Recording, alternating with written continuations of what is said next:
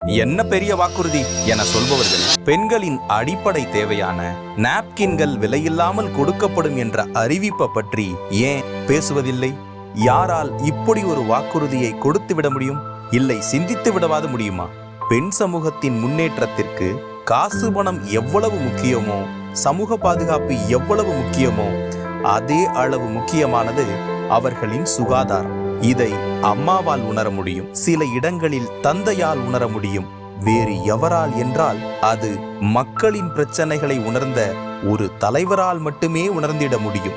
சமீபத்திய ஆய்வுகள் படி ஏராளமான பெண்களுக்கு பிறப்புறுப்பில் ஏற்படும் பாலியல் நோய்களுக்கான காரணம் முறையான சானிட்டரி நாப்கின் பயன்படுத்தாததே என்கிறது.